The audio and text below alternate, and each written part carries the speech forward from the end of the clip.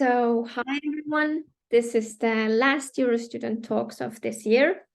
It is a traditional one in that sense that we will be doing it like we have been doing that for past 2 years already. It means that the last webinar of the year, the December webinar, is done with the heart of EUROSTUDENT. It means that we are doing it with students. We are going to talk about student life, its challenges and expectations. And during past 2 years, we have welcomed here student representatives from many different European countries. And this year is not different because I think that we are going to have a very fruitful discussion with our speakers today. I'm happy to have here Lisa Schiavalotti from University Students' Union from Italy. Then we also have here Kelda McManus from Union of Students in Ireland. And last but absolutely not least, we have here Amanda Teršar from SOS, Slovenian Student Union. So hello, everyone. I'm so happy that you agreed to participate, and I hope that we can hear many interesting things from different countries about students and their current life situation in those countries. As I warned our speakers, we have a tradition that there is a warm-up question in the December webinar. It's about Christmas traditions, to have a kind of Christmas spirit and also to warm up the discussion. So maybe that's what we could start with. That can you describe us one Christmas tradition that you have in your country, and what is rather specific to your country and also really well known? So maybe who would like to start? The floor is yours.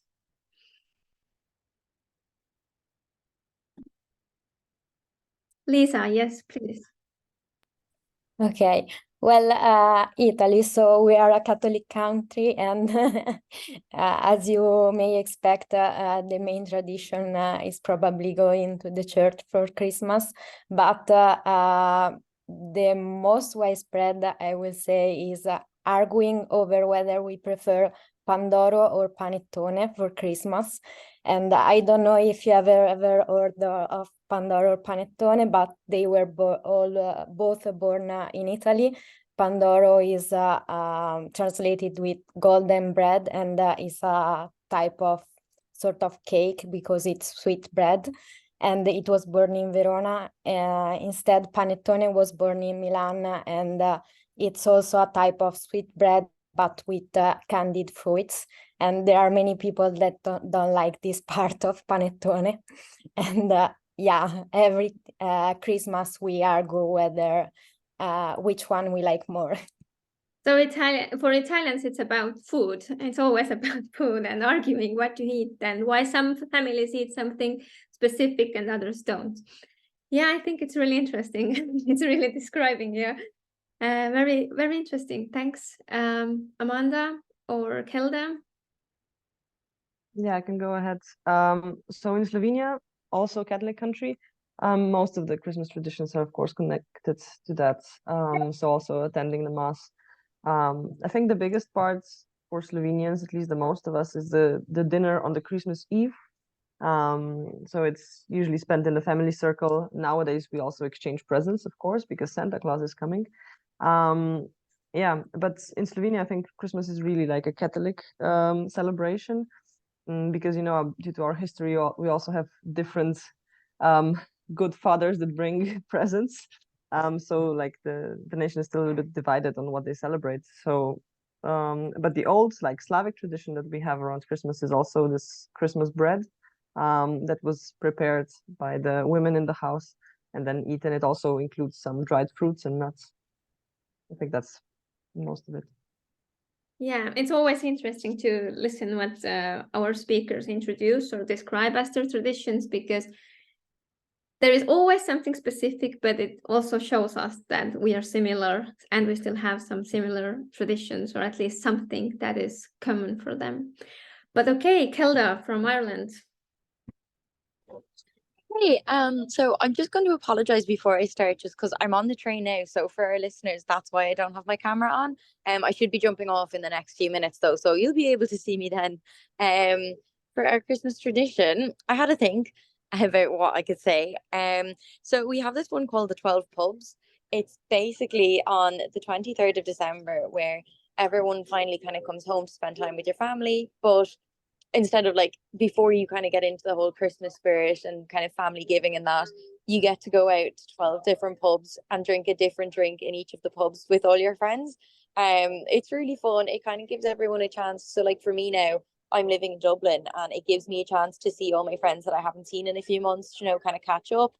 But then there's different rules for each pub. So in say the first one, you might have to only hold your drink with like your left hand, or like you might have to, like, there's some really crazy rules. Like sometimes I've seen that it's like you have to, like the two-legged race. It's a bit like that to get to different pubs. So yeah, not as kind of wholesome, but our tradition nonetheless. Very nice. I think that we have really like get to the spirit of Christmas in that sense that we have with different traditions we have covered the core of Christmas about getting together, having good food and drink, and spending time in a nice way.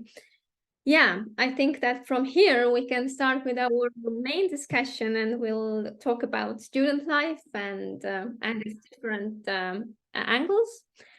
And I think that the best is to start with looking back.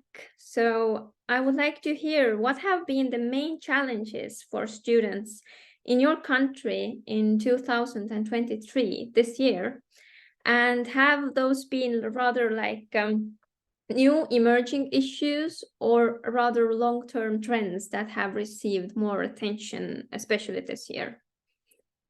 Maybe we can start from somewhere.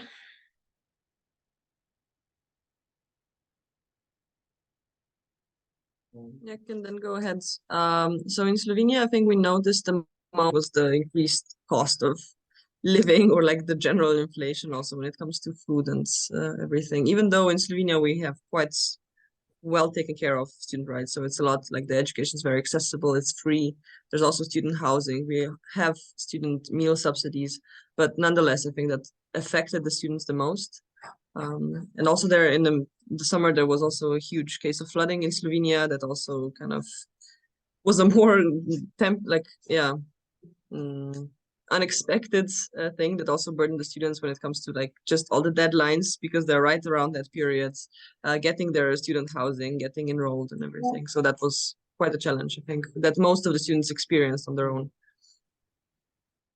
Yeah, but has the cost of living, especially as a problem, that the cost of living is rather high, is it like the trend of last year, or it's a longer trend that you have been seeing during past years, or how do you feel? I think what made it this year a bit different is that this increase was rather fast. I mean, we observed that trend already before, but I think this year it was a bit more prominent also. Especially in the like beginning of the year, also started with an energetic crisis, so that all of the costs went up. But I think what we then experienced, because we also had a natural disaster in the country, is that all the support that government usually then gives to kind of mitigate these changes had to be directed elsewhere to save people's homes. So we had at shows we had a lot of.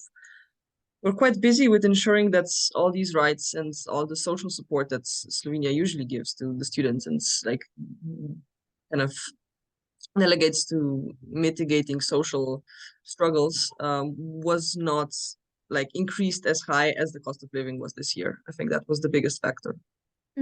So it means that there are different challenges that the government has to tackle somehow, and it all needs resources.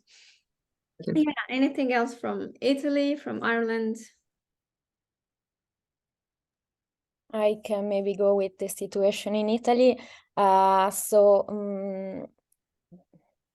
For what we have seen in Udud, we can address maybe four challenges which we think are the biggest one.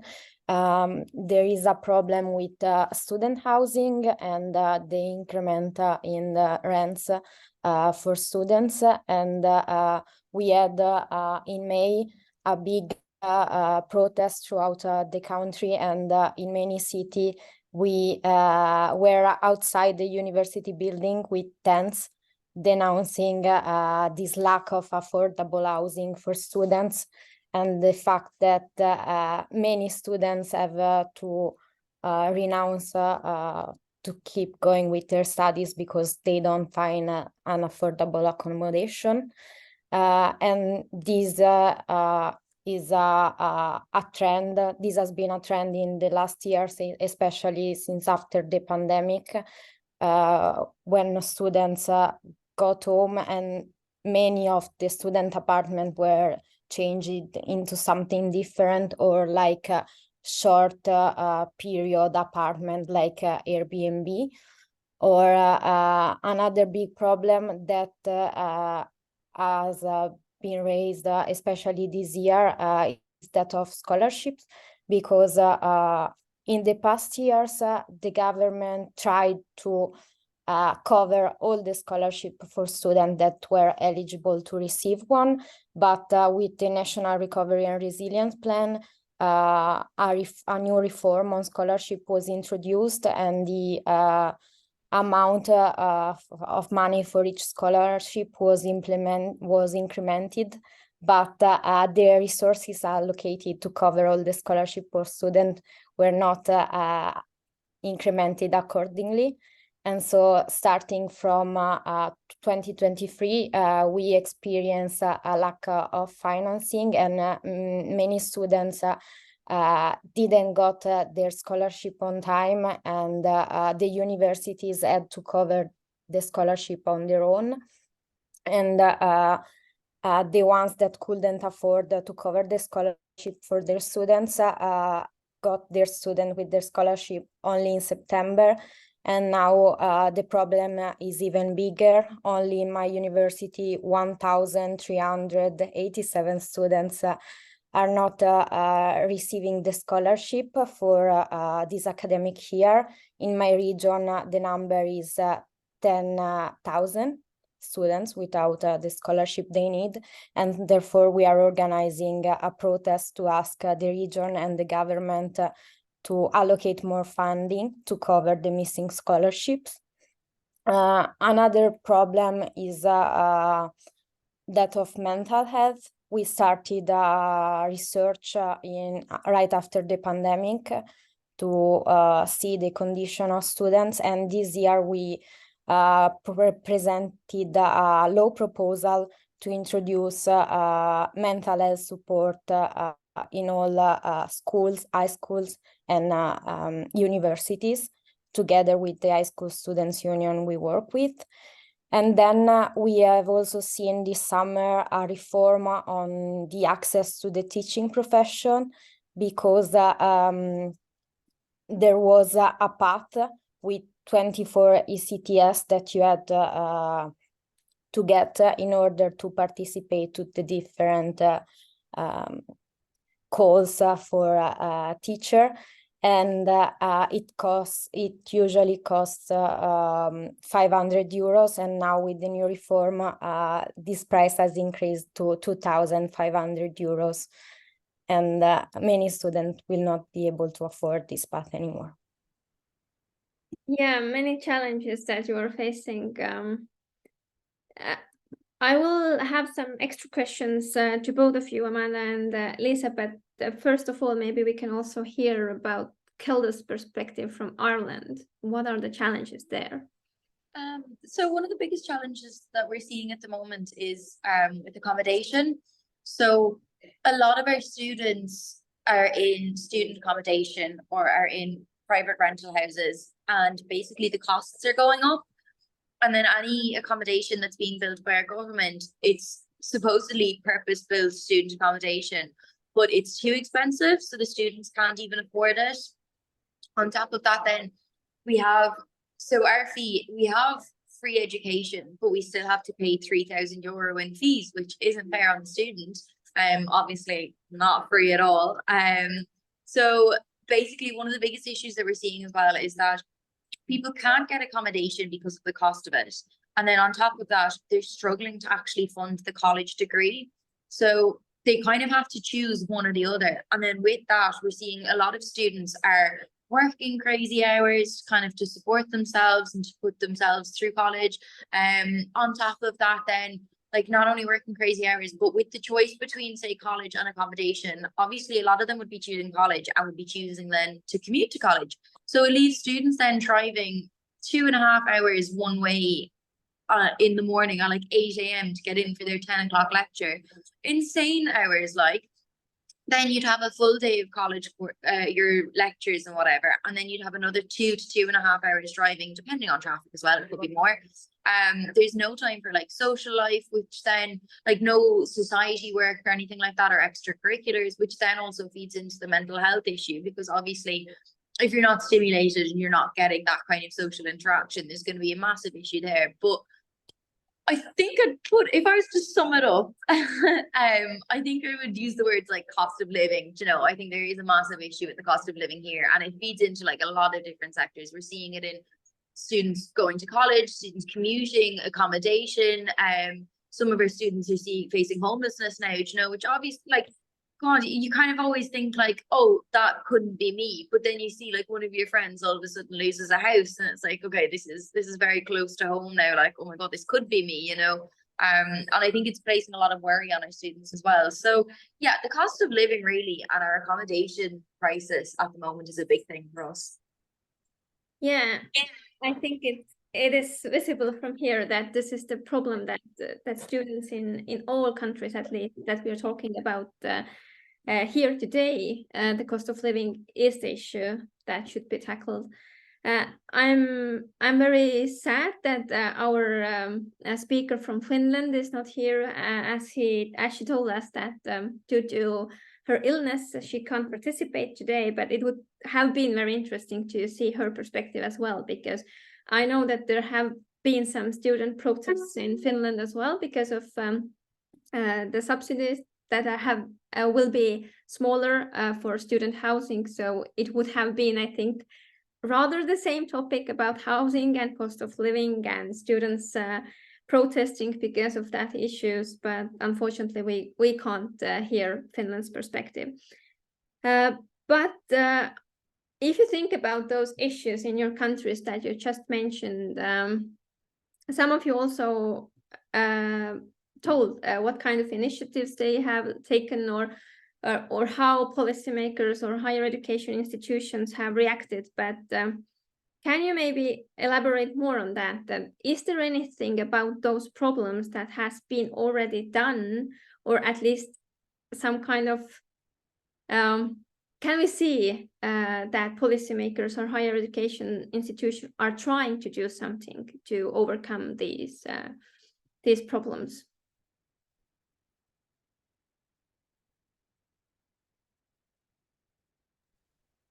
Yes, Lisa. Okay. Well, in Italy, I can say that policymakers and politicians are doing something for these problems, but they are doing the wrong things, because they are quite limiting the access to higher education for students. For example, with the National Recovery and Resilience Plan, they allocated some money to increasing the number of beds and places in the public student housing.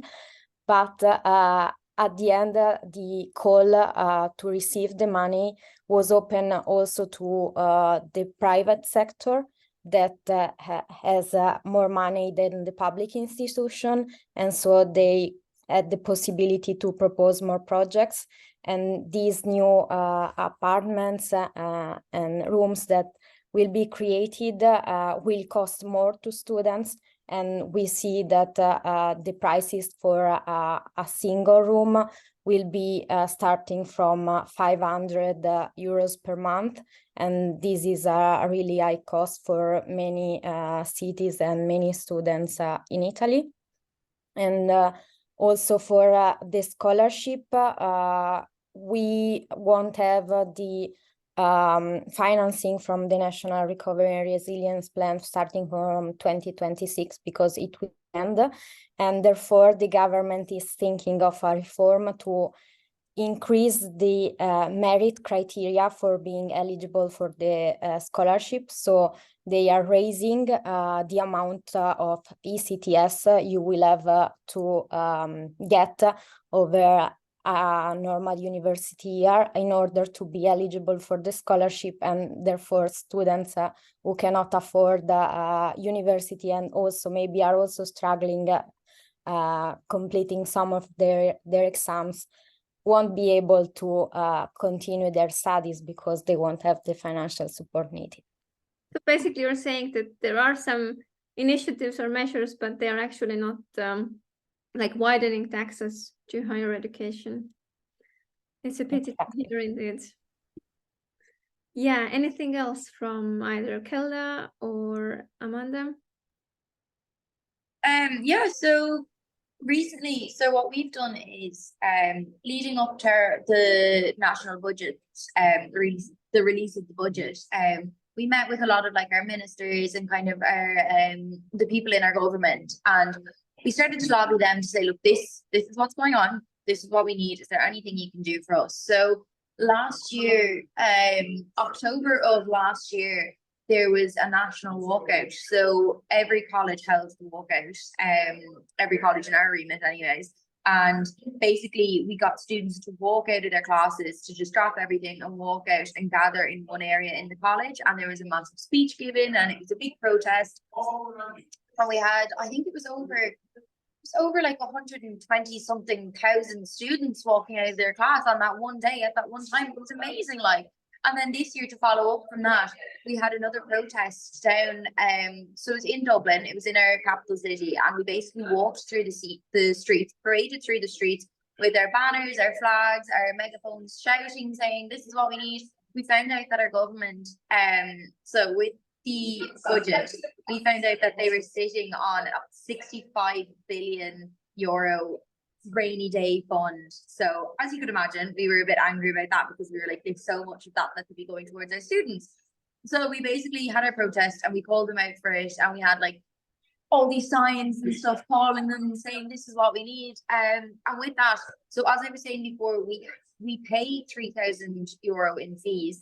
We got a €1,000 reduction in that the last 2 years. So we're hoping to continue on with that.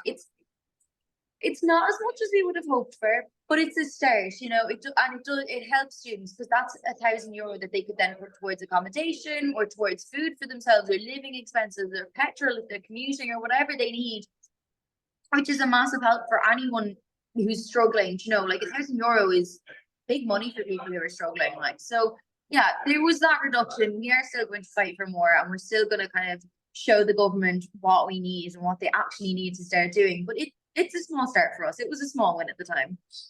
Yeah, small winnings. Anything from Amanda to add? Yeah, I think when it comes to Slovenian politics, and this year, mostly they have been not proactive, but we rather had to fight them on ensuring that all the social support is given, which in the end happened, of course. Like, at least there is some dialogue possible, but in our case it's very difficult to even get the ear of the decision makers. That's like, correspondence is very slow, and whenever we ask for a meeting we usually wait for it for quite a long time. So generally I don't think that anything has been done out of just like recognizing the need. But as shows, I think in the dialogue with the parliament, we have been quite successful in proposing some of our own measures. So we had 2 successful legislative proposals already adopted by our parliament. We are preparing a new one, and through that we can find ways to actually change some things that we notice, or the students tell us that this is something that they would like to have tackled. And in that, I think the politics is very acceptant. Like they're quite willing to support things that actually come from students. So I think that's the best way to go. There have been, though, some of these persisting issues that are kind of the same as my colleagues mentioned here. So there are funds that are contributed through student work for student housing. So we know that there's a provision in the national budget. However, the number of beds is not increasing significantly. That has been a very, very slow process. Yeah, so that's one of the things that's, even though there are some provisions, the realization is just not the same. And we have been also advocating for like cutting the costs of the hidden costs. Even though the education is free, we also have some costs that students bear, mostly in like more technical departments, or architecture studies has the highest ones. And even though we had proposed provisions that changed the legislation, that's no hidden admission costs are possible, they just invented some new other hidden cost. It's not admission cost, but it's something else. So, I mean, as we are getting some victories, they are also changing the system so that's the reality kind of remains the same. But yeah, I mean, most of the times, at least, it's possible for us to get into dialogue with the politics, which is a good thing. Yeah. Before I move on with my questions, I was wondering if there is anything that our listeners would like to ask from our speakers, or any comments maybe from other countries. You can write your question to the chat, or you can just raise hand and ask yourself. Is there anything?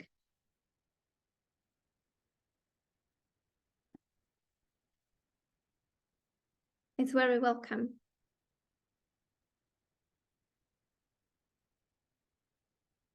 Hello, Yeah. can you hear me? Okay, hello, hi. Yes, I am Eve, also from Praxis, and thank you for your interesting insights so far. Following up with engagement in policy or inclusive policy, I would like to ask you, are there any of the topics, specific topics that concern student life that are not visible and that you wish would be more visible? I mean, we heard about housing here and of course the rising costs and inflation, but is there anything else that you would like to be more present in the public debate or also in policy agenda? Or perhaps there is something that you would like to know more analysis about? Thank you. Thank you, Eve, for your questions. And who could start? I think I can go ahead. Yeah. Thank you for your question. So there have been a few issues that we have been also noticing and are addressing, but are not very visible in the public discourse. And these are mostly things that concern a rather small number of people. That's why they're not so kind of popularly discussed. But most of them, it concerns the rights of also foreign students from non-EU countries. Basically just their healthcare, getting a residence permits, housing, also getting a job, all the rights that all the national and EU students have. And that has been quite a challenge for us to actually deal with, because that is something that we don't seem to see eye to eye with the authorities. Then there are some of the very specific cases of also student parents, and the support that's given to them. So how is that handled? And if both parents are then deserving of support or just one of them, that has been also a long-standing debate. We are trying to address them, of course, with the new proposal that we're working on. But I think it's very difficult for us to address the issues that are not so much in the public eye. Because the awareness is lower, and then also the readiness to do something about it, because it doesn't concern such a big number of people. I think that's when it comes to like actual measures. But when it comes to like academia and just university processes, I think the biggest thing that we are now trying to deal with is, of course, the AI, as it is also widespread in Europe. So how to incorporate AI into study process and not ban it, because we know that in reality, like, everyone is using it. So in our opinion, it should have been managed. But that's like an emerging topic that I think a lot of time is going to be spent on also in the upcoming year. Very interesting topics. Lisa, Kelda? I agree with Amanda.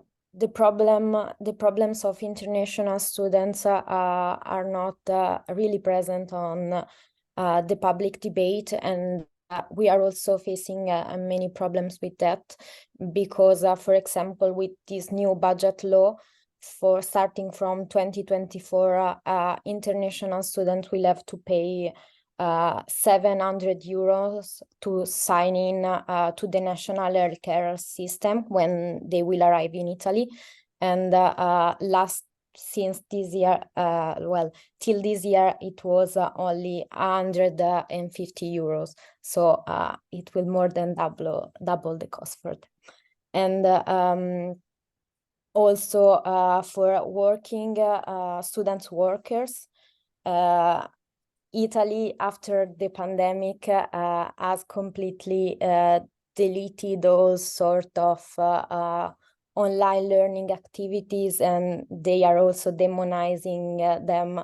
So student workers that had a benefit from recordings of classes and online resources are now facing more problems in keeping up with classing and doing their exams. And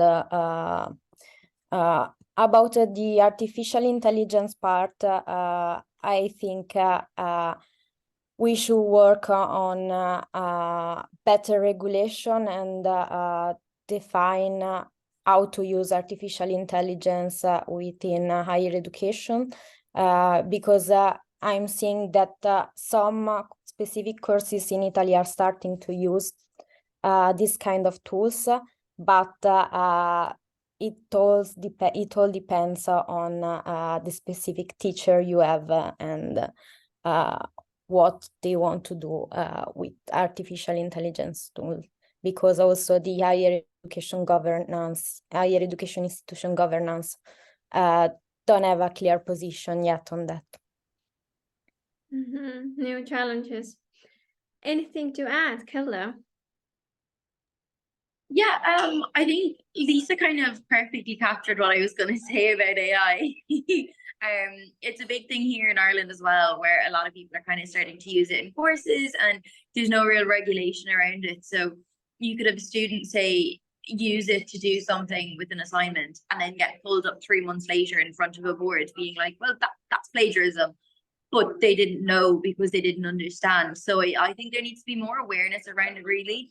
As well, just to add to what both Amanda and Lisa have said, just with the mobility of our international students, I don't think there's enough engagement to be had before students come over to Ireland. So I know when I was working in MTU in Cork, Munster Technological University, we had a big issue where a lot of our international students would come over for, say, Erasmus or, say, for their undergrad or whatever, and they'd have no accommodation, they'd have no houses, because they wouldn't realize just how dire the situation is. So they'd come over under the impression that, like, oh, I've been told I can get accommodation here, like, you know, it's not that bad.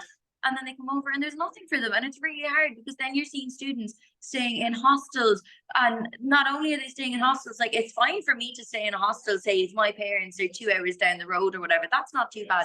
But when your parents are halfway across the world, or say your family's halfway across the world, and you've come here on your own, and you then find out you've nowhere to stay, you're slumming it in a hostel, like, it's ridiculous. I think there needs to be a lot more engagement with international students. There needs to be a lot more awareness about the mobility of our international students, and kind of how the programs are run, and the Erasmus program, and how that is kind of how that is run as a whole, really. Yeah, very, very interesting thoughts that you just shared. My colleague Eve, who asked the question, also referred that maybe there is something, some topics that you would like to see more analysis or data to also do your job as student representatives. I assume that you're almost all familiar to EUROSTUDENT data, less or more. And I know that student unions often use the data. Do you also do what they're doing and for doing the lobby, but both Italy and Slovenia have been in EUROSTUDENT before, and I hope that we can welcome you next rounds as well. But as you know, there are some new topics that EUROSTUDENT current round is covering, like mental health and well-being, digitalization, discrimination, impact of the pandemic. Is there anything you as student representatives, like a very specific topic that you would like to see, for example, in the future in EUROSTUDENT questionnaire, that you would like to ask students about and have the data? If it's a wish for a golden fish or something, or the next year, is there anything?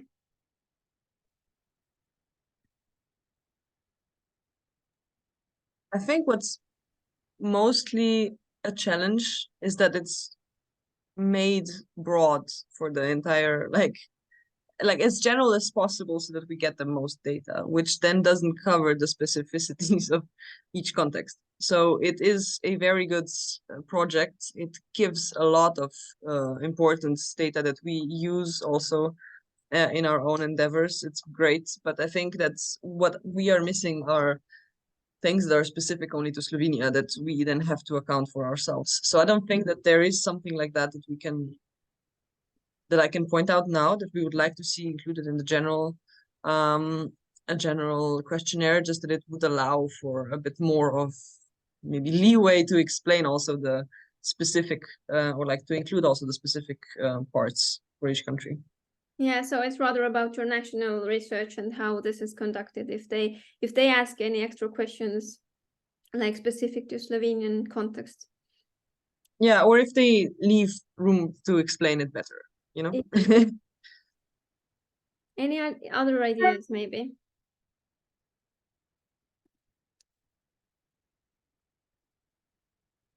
Yeah, Lisa, please.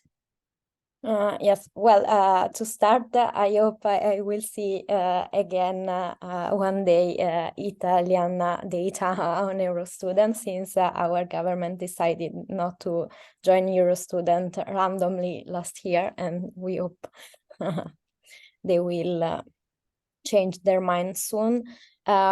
Maybe something more about inclusive measures in higher education institutions for all marginalized groups of students. And also, for example, in Italy, sometimes we see the alias career in danger, and these are the careers that allow non-binary or transgender students to already change their names in all the documents of higher education institution, even though national regulations still don't allow that because of time required for changing the documents. And also, but maybe this is a bit specific about the Italian situation, we are seeing an increment in the repression of also student protests. And we have seen this especially in the University of Turin, where this year the police entered twice the university building to repress student protests. And also last year in the University La Sapienza, where there was a pacific protest, and then the police entered, authorized by director of the university, and some students were also beaten up by the police. So it's student rights and inclusiveness. Yeah, thank you for your ideas. I think it's time for us from looking back to move to looking ahead, and I would like to hear what are you as student representatives expecting from upcoming year 2024?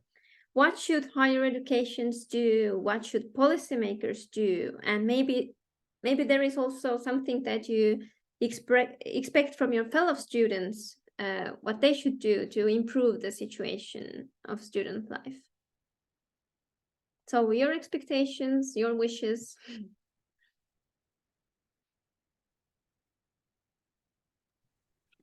I might jump in here. Yeah. So as I mentioned, we had the €1,000 reduction over the last 2 years, and that was great. We welcomed it with absolute open arms, loved it. But going forward, I think what we'd really like to see is that more of a reduction. Like they say that it's free fees though, like when you're paying €2,000 to go to college on top of like accommodation and living expenses. That's not free. There's nothing free about that. And students of all people are the ones who can't afford it. For someone who's putting themselves through college, like some people might be lucky enough that they can fall back on their parents or they could get a loan out or whatever, but not everyone has that luxury. And I think for the students who are putting themselves, kind of supporting themselves, and they can only work part-time hours, I think for us, we'd love to see a bigger change in the reduction of fees and accommodation. Like our goal this year was to get it down. So last year it was 1,000, and we thought that we'd get it down by 2,000 this year, so that students would only be paying 1,000 or even 1,500. You know, we'd split it halfway. That would be great. But to keep it the same as last year, like it was a bit of a kick to the teeth. As much as we did appreciate it, look, it's still not the $3,000. It was a bit of a kick to the teeth at the time, and I think going forward, we'd love to see a change in that, and to see that like the policymakers are actually listening to us and they're hearing our voices, and that they are taking it into consideration when looking at future plans for budgets or whatever else. You know, accommodation is the price is skyrocketing here, and they keep building accommodation, and there's no point if no one can afford it, because half of them are left empty then. And like people are saying, oh well, there's accommodation everywhere, and like there isn't though, because nobody can afford it. And what's the point? So why are you building more accommodation if it's going to be priced out of the market? No one's going to be able to stay there anyways. So I think that would be for me a big thing, is for them to listen to us and show that they're listening to us, and that they're hearing what we're saying, and that they're hearing our calls, our desperate cries for help, and that they're taking it into consideration when looking at next year's budget, and will actually make the change that we're calling for. Yeah, thank you, Kelda. Amanda or Lisa, anything to add from your countries? What are you expecting? I think what we're wishing for is a bit more of the responsiveness from our stakeholders, mostly from the politicians, to create dialogue spaces. I think what is crucial to make these changes is having forums to exchange opinions and actually meet. And I think higher education institutions in Slovenia are quite good at that. They have a lot of these meetings and seminars and conferences they are willing to participate in also, where these kind of ideas are exchanged, and that's great. But I think it has been difficult this year to get the attention of the ministers also, and the prime minister and the parliament in general, for meetings that we could use to alert them of our needs and things that have to be addressed to enhance the position of students. So for this year, like I already mentioned, like we're preparing a new piece of legislative proposal that has a lot of measures proposed in there, which we hope that the politics is going to take seriously, that they're going to look at it thoroughly and recognize that it's coming from reality of the situations that students are living in. But we can't do that if we don't have the access to our counterparts to actually talk to them and introduce them to these very serious problems. But I think,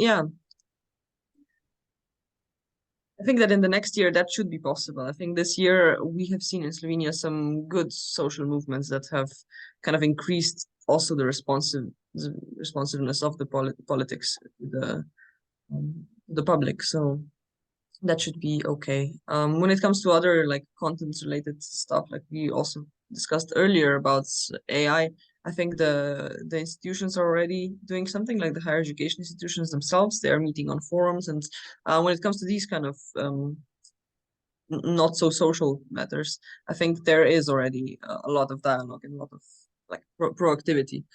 It's more concerning the student status or the reality that students actually have to face in order to be able to study.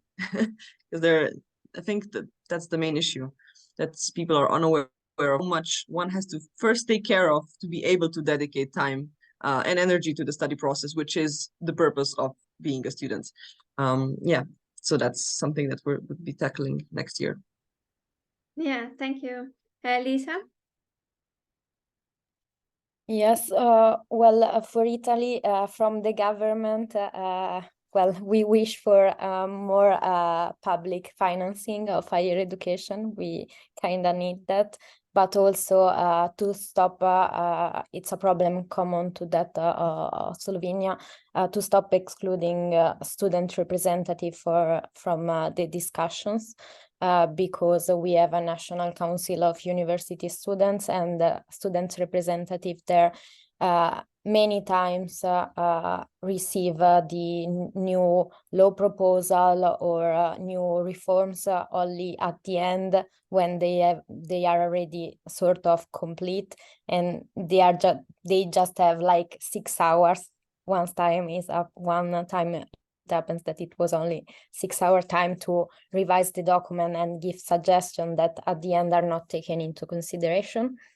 For higher education institutions, and also for the agencies that take care of administering the money for the social dimension measures of students, we hope for a broader support to students' demands, because many times we have seen that they agree with us that we need more public financing.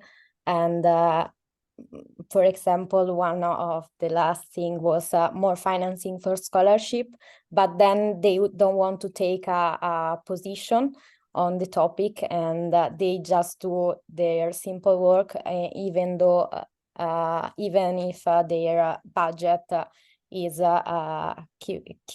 keeps falling down, because they had to put more money from their own budget to cover the lack of financing from the government.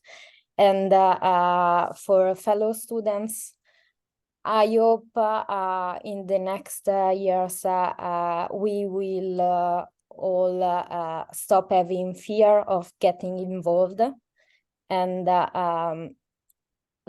set aside the individualism that the society we live in teaches us, and put us into competition one against another, so that we can unite and our voices and be stronger when we ask for our rights to be respected. Very nice words from you, Lisa. I was also thinking when listening to you all that it's about having the courage to stand for your rights and have the patience while doing that. But it really seems, or what I can hear from those different thoughts, is that at least for policymakers, but also higher education institutions, it's not only about doing something to make this so-called tick there that this is done, but it's really like listening and designing those policy measures according to the needs of students. Not so that you just do something, but actually it doesn't give wider access, or it actually doesn't tackle the problem, as Kelda also mentioned, that you can build so many new student houses as you want, but if they're not affordable, then it's actually not helping. It has been a very, very fruitful discussion. I'm very thankful. I'm wondering if there are any other questions or comments from our listeners that we can still have, as we have some minutes left. You don't have to ask something specific from our speakers. You can also join in and comment the situation in your country. It's absolutely welcome. So just raise hand, write to the chat. We would like to hear your comments and questions as well.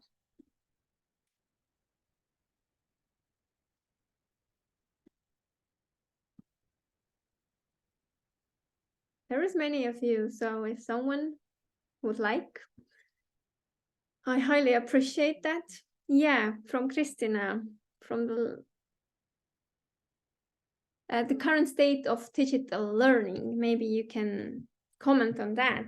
How is it in your country? And there have been some sentences told about that already, but please, how is it in your country? Is it good? Is it bad?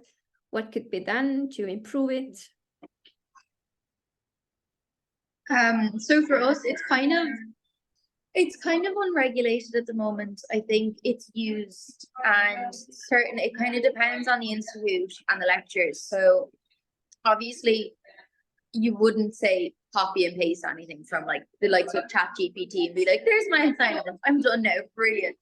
But I think there are certain elements that it can be used for. So just for myself, even for example, so I'm doing my master's at the moment, and one of my assignments involved a book review produced by AI, and then I had to give my own review and compare it and evaluate the AI review, which I think then worked in giving me a more in-depth kind of look at the book and kind of an understanding, a deeper understanding for it that I wouldn't even have, like it brought me to places that I wouldn't even have thought of myself originally, which I think was really good. It was really insightful.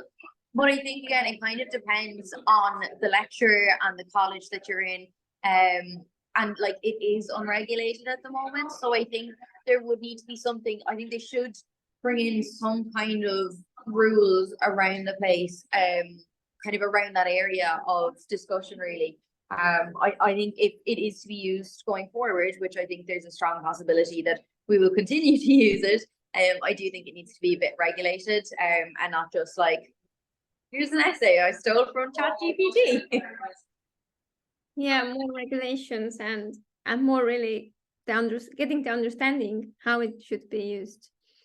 Anything from Lisa or Amanda to add?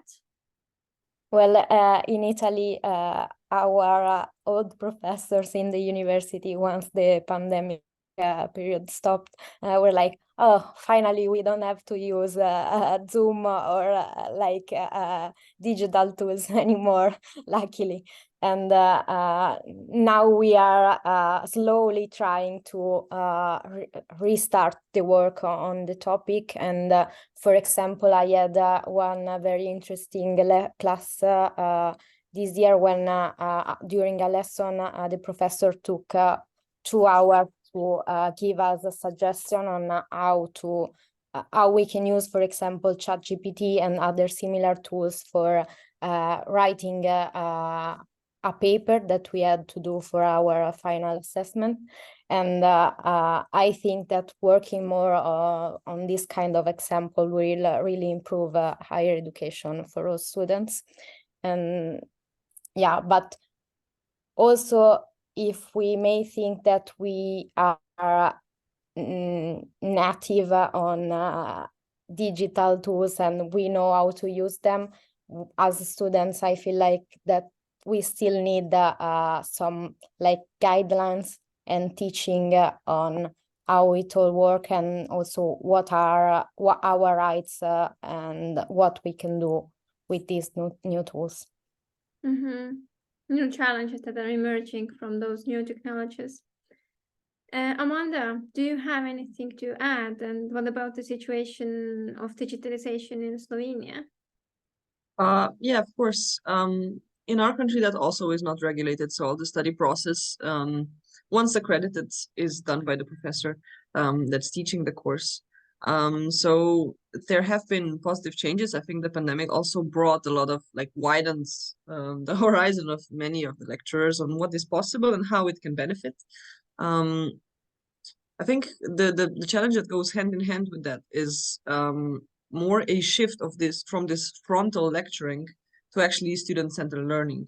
That also affects the usage of digital tools, because if you have, of course, if the preferred format of a lecture is a frontal, that requires a classroom. But it shows we have been actively engaging in finding other solutions, and we have several projects on student-centered learning to also achieve that kind of shift in mentality from the professor, that it is actually to support the learning process of the student, is not necessarily to frontally just give them the knowledge and then that's it.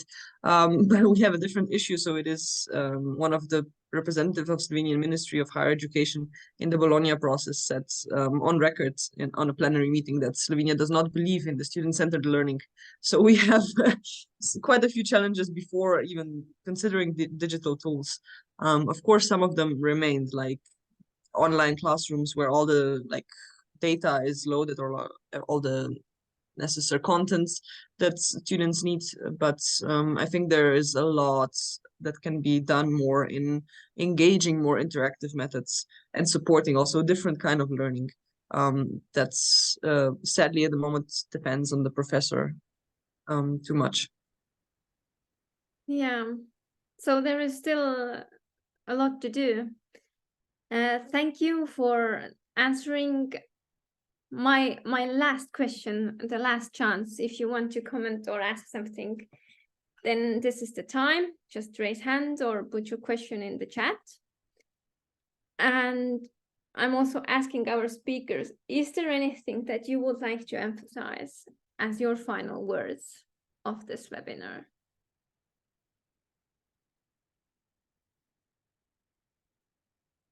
Something you would like to see that is the key takeaway message from this discussion about student life and its challenges and expectations? Is there anything?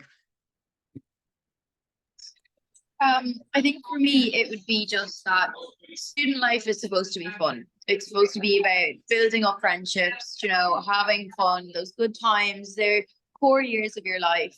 We shouldn't be bogged down and stressing about expenses. So I think it's important that our governments listen to us and hear what we're trying to say to make that life for students better and to make sure that people can have fun, because no one is there to say that, you know, you're in college, you can't have fun. There's no fun for you in college, you know. So I think it's about just having fun with it and like making sure that you enjoy your time while you're in college, and not to get too bogged down, I suppose, on the costs of living and the costs of accommodation or whatever. I know now, I think they came in and gave out a good bit there about our cost of living and everything, but it's a good bit of fun at the end of the day. Thank you, Kelda. Lisa, you wanted to add something? Yes, I completely agree with Kelda, and also I wanted to add, let's not forget about international students that are facing many difficulties, and in generally I can see in all Europe policies are made to even worsen their condition, and we should keep fighting also for their students' rights. Yeah. Is there anything to add, Amanda? I think it was very interesting to discuss all of these student problems with colleagues from other countries, because we can see that there are many parallels or like many similarities that they're facing. I think what's also important to note is that also student life is about also developing competences that are beyond the study subject. It's about learning how to take care of yourself, how to interact, how to communicate, how to be a responsible adult as well. So these are all the things that also should be taken into account and not neglected, because I think that's also later on when entering workspaces, also the ability to learn and some responsibility to the work that you're doing is something that's is really going to count, apart from, of course, being knowledgeable in your own study area. But that for students, that's something also that sometimes they're unaware of, how important it is to have these few years that are basically dedicated to you, like growing up and managing your network of friends and connections, because this all shapes then all the future life. So I think that's awareness should be a bit more prominent, and also why taking care of students and supporting them in this process is very crucial also for the development of the society. Thank you. So I can wrap it up so that worship self-development and self-awareness, keep fighting and have fun. So this is what we should do as students and those who are in the field of higher education. Thank you all. It has been a really fruitful and nice discussion. I think that there is a lot thought-provoking that we heard from different countries and the situation there. Thank you, Amanda. Thank you, Kelda. Thank you, Lisa. I'm so happy that you agreed to participate and we could hear your thoughts. I'm also very thankful to our listeners, and I think it's just we can conclude it so that Merry Christmas to all, and I hope that you will have a nice holidays time and you can spend time with your close ones and just relax before the new year starts. And of course, EUROSTUDENT is wishing the best for the whole field of higher education and higher education policy. So thanks to you, and we can see you again in January at our next webinar. Thank you very much. Bye. Happy holidays. Exactly. Happy holidays, and thank you for joining. Thank you. Bye-bye. Bye.